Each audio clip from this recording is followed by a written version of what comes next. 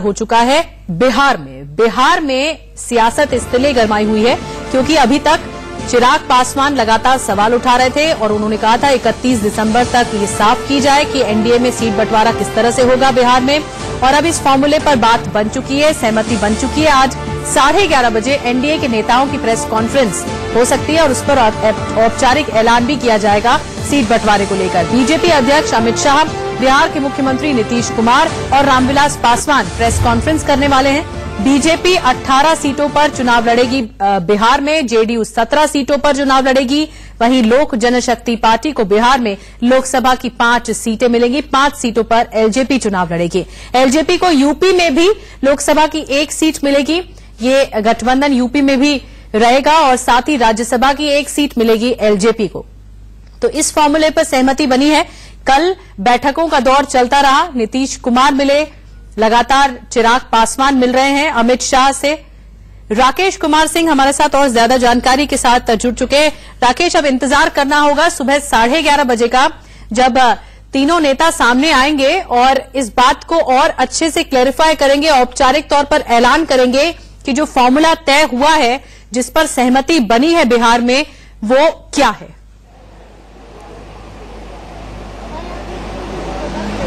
देखिए, अब से कुछ देर बाद जो तीनों दलों के नेता हैं यहां पर पहुंचेंगे और अमित शाह के घर पर पहले बैठक होगी और बैठक के बाद साझा प्रेस कॉन्फ्रेंस किया जाएगा, जिसमें साफ तौर पर जो बिहार में एनडीए के गठबंधन का औपचारिक रूप से ऐलान हो जाएगा। जैसा कि आप जानती हैं कि बिहार में 40 सीटों को लेकर, जहां जेडीयू के लिए 17 सीट, बीजेपी 18 सीट पर और रामविलास पासवान की लोक जनशक्ति पार्टी के लिए बिहार में 5 सीट और उत्तर प्रदेश से 1 लोकसभा सीट छोड़ी जाएगी और जिसका ऐलान होगा। साथ ही साथ रामविलास पासवान को राज्यसभा भेजा जाएगा। बीजेपी असम कोटे से उन्हें राज्यसभा भेजेगी। तो अब से कुछ देर बाद ऐलान होगा और बिहार बीजेपी के प्रभारी भूपेंद्र यादव जो हैं, अब से 10 मिनट पहले जो हैं अमित शाह के घर पहुंच चुके हैं और अब से कुछ देर बाद पहले नीतीश कुमार आएंगे, उसके बाद रामविलास पासवान और चिराग पासवान यहां पर पहुंचेंगे। राकेश, इस बीच ये भी बताइए कि अब जो स्थिति लगभग साफ है, सहमति बन चुकी है, तो ऐसे में किसी भी तरह की कोई पेचीदगी नहीं होगी सीट बंटवारे को लेकर, जो कि लगातार चिराग पासवान आवाज उठा रहे थे इतने दिनों से। उन्होंने हालांकि नोटबंदी को लेकर भी आवाज उठाई थी, ये फायदा बताने की बात कही थी कि सरकार ये क्लियर करे कि फायदे क्या हैं ताकि वो जनता के बीच जा सके बिहार में। लेकिन अब ऐसा लग नहीं रहा है कि कोई पेचीदगी बची हो।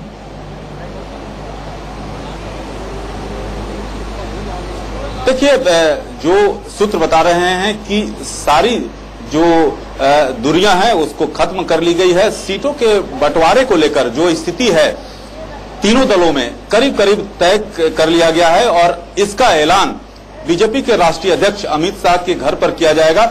और जैसा कि आप जानती हैं कि जो पिछले जी, तो एनडीए अपने कुनबे को बचाने की पूरी कोशिश कर रही है और इसमें सफल भी हुई है एलजेपी और जेडीयू को साथ रखने में। हालांकि उपेंद्र कुशवाहा तो पार्टी छोड़ चुके हैं, जो एनडीए छोड़ चुके हैं, लेकिन ये अहम होगा कि अब जो मनाया है, मान मनोबल हुआ है, एलजेपी लोक जनशक्ति पार्टी को मनाया गया है, रामविलास पासवान, चिराग पासवान को। वहीं दूसरी तरफ जेडीयू को भी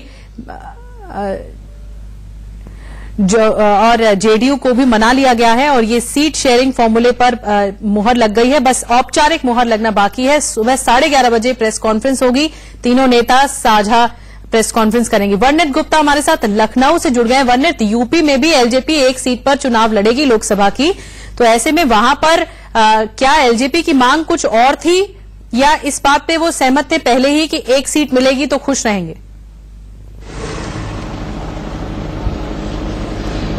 देखिए, 1 सीट की मांग जो है उनको एक ऑप्शन दिया गया है भारतीय जनता पार्टी की तरफ से, ऐसा हमारे सूत्र में बता रहे हैं कि उनको ऑप्शन दिया गया है छत्तीसगढ़ और यूपी में से कि एक वो लोकसभा सीट यहां से उनको दी जाए और अगर यूपी में एलजेपी अगर एक लोकसभा सीट पे अगर लड़ती है तो इसके कई सियासी मायने जो है वो निकाले जाएंगे। देखिए, जो रामविलास पासवान है वो भी एक दलित चेहरा है और जिस तरीके से दलितों की राजनीति करती आ रही है मायावती, तो एक तरीके से उनको डेंट पहुंचेगा इस गठबंधन से। और यहां पे अगर एलजेपी अपना एक प्रतिनिधि उतारता है, एक अगर कैंडिडेट उतारता है अगर लोकसभा चुनाव में, तो कहीं ना कहीं अब बीजेपी के पास यूपी में भी एक दलित चेहरा होगा। साथ ही साथ सवर्णों का तो साथ रहता ही है बीजेपी के साथ। और इसके अलावा हम देखेंगे जो बैकवर्ड कास्ट है, जो कि ओबीसी है, यादव को अगर हटा दिया जाए, उसके अलावा भी जो भी ओबीसी के फॉरवर्ड क्लास है वो भी इनके साथ जुड़ेगा। तो एक नया फॉर्मूला बन के आया और इसका खास जो प्रभाव देखने को मिलेगा वो पूर्वी उत्तर प्रदेश में देखने को मिलेगा। पंडित, दलित वोट बैंक पर एक तरह से कोशिश है रामविलास पासवान की पार्टी की कि वो दलित वोट बैंक पर असर करें, जो कि वाकई एक, जैसा कि आप बता रहे थे, डेंट साबित हो सकता है मायावती के लिए, बीएसपी के लिए।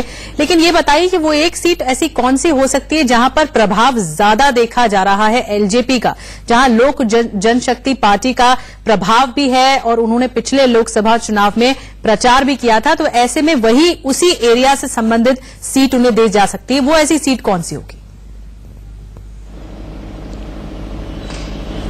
देखिए, इसके बारे में अभी खुलासा नहीं हुआ, इसकी ज्यादा जानकारी भी हमारे साथ नहीं है, अब हमारे पास नहीं है। इसके अलावा जो इसमें ऑप्शंस जो है वो बीजेपी के द्वारा जो है एलजेपी को दिए गए हैं। और जैसी जानकारी हमारे पास आ रही कि पूर्वांचल का ही वो क्षेत्र होगा जहां पे इसको ध्यान में रखा जाएगा और उसी क्षेत्र से एक सीट जो है वो एलजेपी को जो है इस बार दी जा सकती है। और इसकी जो घोषणा है शायद अभी 11:30 बजे जो प्रेस कॉन्फ्रेंस हो रही है, साझा प्रेस कॉन्फ्रेंस, उसमें शायद होगी। जी, बहुत बहुत धन्यवाद वर्णित आपका। राकेश, आपका भी बहुत बहुत धन्यवाद। और लगातार राकेश भी बता रहे थे कि अब ये बैठक होने वाली है अमित शाह के घर, उसके बाद फिर प्रेस कॉन्फ्रेंस होगी, तो नजर इस प्रेस कॉन्फ्रेंस पर जरूर रहेगी, औपचारिक ऐलान पर।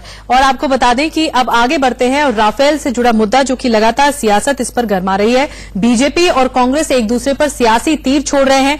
राफेल पर जारी सियासी बवाल पर हमारी एक कोशिश है, एक पेशकश है, व्यंग्यात्मक पेशकश।